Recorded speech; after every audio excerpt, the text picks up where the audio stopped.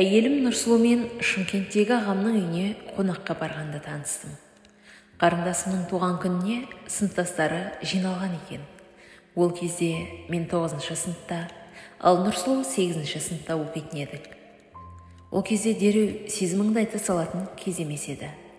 Тек телефон арқылы сөйлесіп жүрдік. Жиі Шымкентке баратынды шығардым.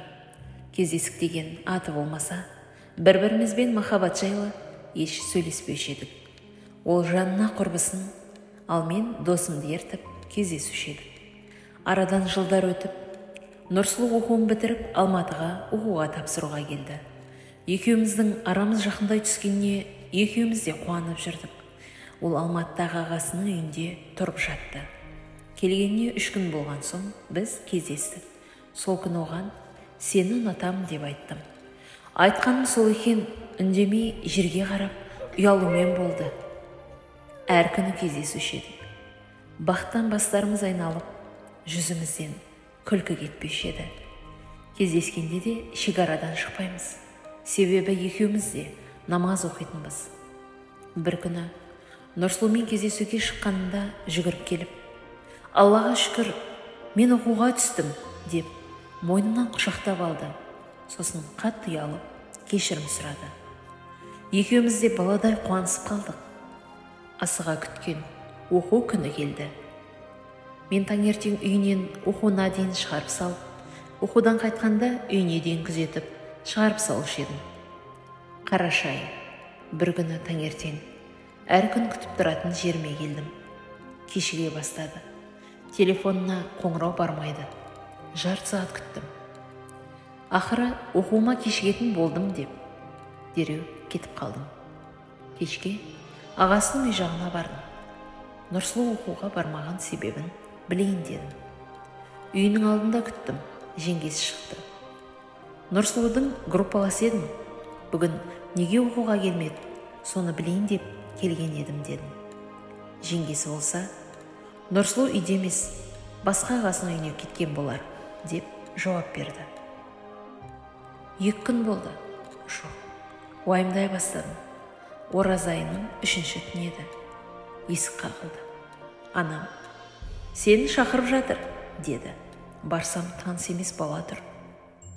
Көп қабатты үйде тұратынбыз. Маған далаға шығуымды сұрады. Далаға шықсам, Нұрсұлу тұр. Түнде не істеп жүрсің, дегенім сол. Мойнымнан құшақтап жылай кетті. Ештеңеге түсінбей тұрған орнымда қатып қалдым. Біраздан соң бір оңбағандар алып қашқанын, тағы үйіне қамап қойған жерінен қашып тура маған келгенін айтты. Не істейін, деді маған. Сәл ойланып тұрдым да, маған күйеуге шығасың ба, дедім. Ол болса, менің ата-анамның қарсы болатынын айтты. Мен тек маған күйеуге тиюге келсем десең болды, қалғанын өзім реттеймін дедім. Сонымен үйге Нұрсұлудың қолынан ұстап кіріп бардым. Ата-анам түсінбей маған таңырқап қарап қалды. Балам-ау, әлі оқисың, өмірің алдыңда ғой, неге асығасың деп еді. Мен ата-анама, мен балалы істеп қойдым, үйленбесем болмайды дедім. Нұрсұлу шошып кетіп, енді өтірік деп айтпақшы болған еді.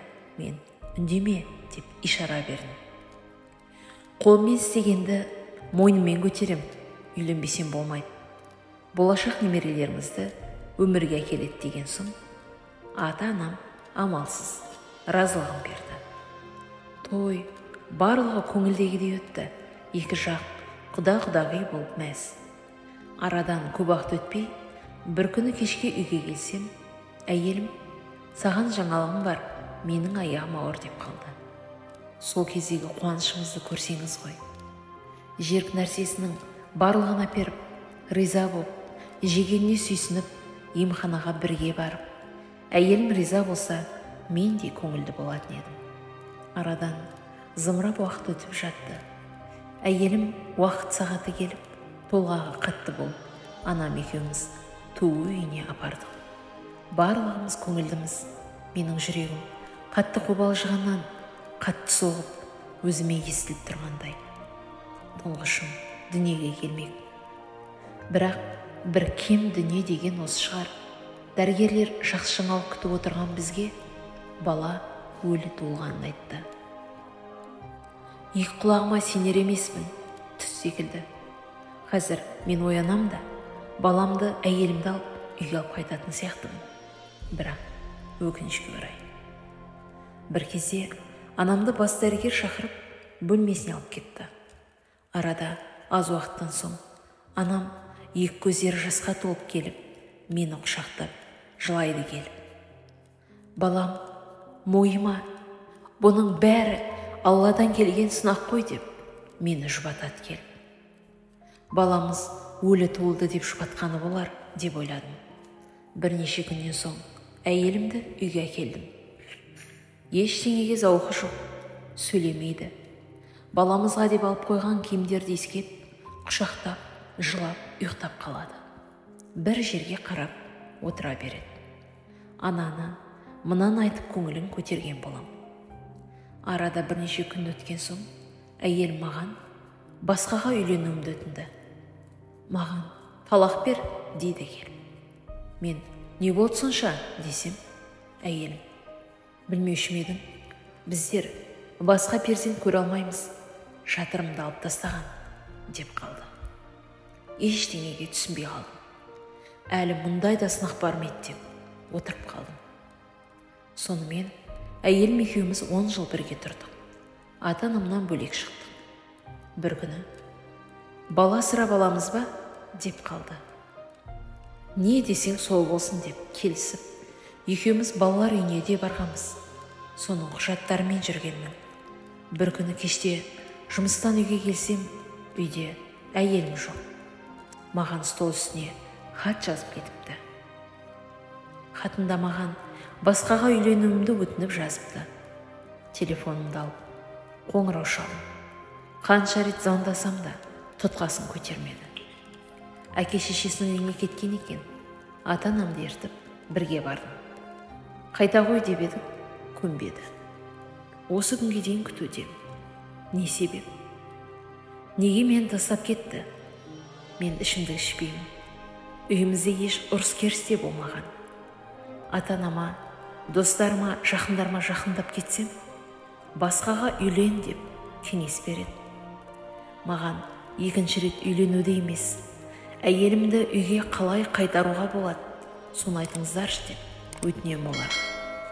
Жақында анам мені сен дуаланғансың, тәуіпке апарам деп қалды.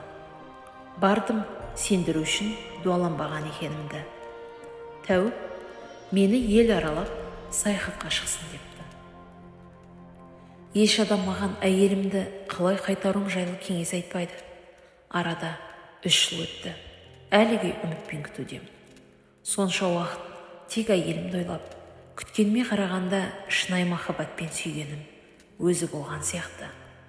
Сіздер не дейсіздер?